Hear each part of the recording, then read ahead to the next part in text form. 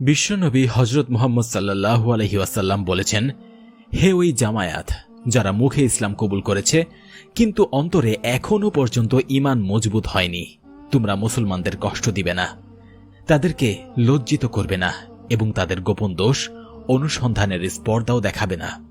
কেননা যেই লোক তার মুসলিম ভাই বোনের গোপন দোষ অনুসন্ধানে নিয়োজিত হবে, মহান আল্লাহ তাআলা তার গোপন দোষ প্রকাশ করে দেবেন। আর যে ব্যক্তির দোষ মহান আল্লাহ তাআলা প্রকাশ করে দিবেন তাকে অপমান করে ছাড়বেন, সে যদি তার উটের হালদারের ভেতরেও অবস্থান করে থাকে তবু। তাই মুমিন ও মুসলিম ব্যক্তি হিসেবে আমাদের প্রত্যেকের উচিত মানুষ হয়ে মানুষকে কষ্ট না দেওয়া, এমনকি সৃষ্টির কোনো জীবের প্রতি জুলুম না করা। দেখুন, মহান আল্লাহ তাআলা আমাদেরকে এই পৃথিবীতে পাঠিয়েছেন তার ইবাদত করার জন্য, কাউকে কষ্ট দেওয়ার জন্য নয়। আর যেহেতু ইসলাম হলো শান্তির ধর্ম, তাই এই ধর্মে অন্যের মনে কষ্ট দেওয়াটা একদমই গ্রহণযোগ্য না। আর তাছাড়াও রাসূল সাল্লাল্লাহু আলাইহি ওয়াসাল্লাম বলেছেন যে ব্যক্তি খোঁটা দান করবে, অন্যের মনে কষ্ট দিয়ে কথা বলবে, তাদের পরিণতি হবে খুবই ভয়াবহ।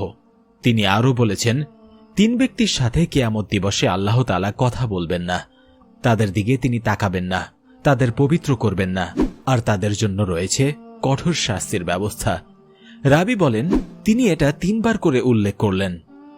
আবু যর রাদিয়াল্লাহু তাআলা আনহু বলেন, তারা ক্ষতিগ্রস্ত ও ধ্বংস হল।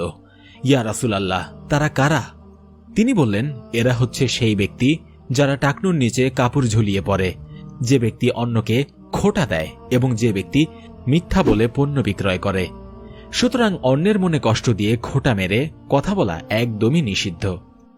দেখুন, আমরা মানুষ আর আমাদের ভুল ত্রুটি হবেই, এটাই স্বাভাবিক, আর খুদ সবার মধ্যেই থাকে। কিন্তু আমাদের একটি বাজে স্বভাব হচ্ছে অন্যের মাঝে শুধুমাত্র সেই ভুলটাই দেখতে পাওয়া। নিজের মধ্যেও যে সেই খুঁত থাকতে পারে এটা আমরা কল্পনাও করতে পারি না। কিন্তু আপনি যদি কাউকে কষ্ট দিতে না চান এবং এই দুনিয়া ও আখিরাতে নিজে কষ্ট পেতে না চান, তাহলে আপনার উচিত হবে সর্বদা সকল পরিস্থিতিতে নিজেকে দাঁড় করানো। ভুলেও কখনো কাউকে ছোট ভাবতে যাবেন না। একটা বিষয় মাথায় রাখবেন, কাউকে ছোট ভাবলেই সে কিন্তু আর ছোট হয়ে যায় না। ছোট্ট একটা আমের আঁটি থেকেই কিন্তু বিরাট গাছ হয়। তাই এইভাবে আপনি যাকে ছোট ভাববেন সেও একসময় মাথা চারা দিয়ে উঠবে। আমরা কেউই কিন্তু পূর্বে থেকে জানি না যে মহান আল্লাহ তাআলা কার জন্য কি রেখেছেন। কার জীবনের মোড় কখন ঘুরে যাবে তা স্বয়ং মহান আল্লাহ তাআলাই ভালো জানেন। সুতরাং কাউকে অবহেলা করতে নেই এবং মনে কষ্ট দিতে নেই, কারণ কাউকে অবহেলা করলে এবং একটা সময় সেই অবহেলা নিজেকেও পেতে হতে পারে। আর সেই সাথে যারা আপনার ক্ষতি চায় তাদেরকে আপনি পাত্তা দেওয়া বন্ধ করে দেবেন। এক কথায় তাদেরকে আঘাত না করে বরং তাদের সামনে হাসি মুখেই চলাফেরা করার চেষ্টা করুন। এতে করে আপনি তাদের ক্ষতি করলে যতটা না কষ্ট পেত তার চেয়ে অনেক গুণ বেশি কষ্ট অনুভব করবে তারা যখন আপনাকে দেখবে আপনি হাসি খুশি আছেন। হয়তো আপনার অন্তরে লুকিয়ে থাকা কষ্টটা আপনার জন্য অসহ্যকর হতে পারে, কিন্তু মহান আল্লাহ তাআলা সঠিক সময় সঠিক কর্মের ফল অবশ্যই প্রদান করবেন। মানুষকে কষ্ট দেওয়া নিন্দনীয় আচরণ। ইসলাম হলো শান্তির ধর্ম। তাই সদা সর্বদা হাদিস ও কোরআনে মহান আল্লাহ তাআলা আমাদেরকে এই নির্দেশনাই দিয়েছেন, সর্বদা অন্যের সাথে উত্তম আচরণ করা। সৃষ্টির শ্রেষ্ঠ জীব মানুষ, আর একজন মানুষের প্রধান দায়িত্ব ও কর্তব্য হল মানবিকতা ও আদর্শ নিয়ে জীবন অতিবাহিত করা, সেই সাথে মহান আল্লাহ রব্বুল আলামিনের ইবাদত বন্দেগী করা।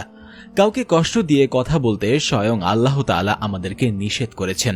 তিনি বলেছেন, অপরাধ না করা সত্ত্বেও যারা মুমিন পুরুষ ও নারীদেরকে কষ্ট দেয় তারা মিথ্যা অপবাদ ও প্রকাশ্যে পাপের বোঝা বহন করে।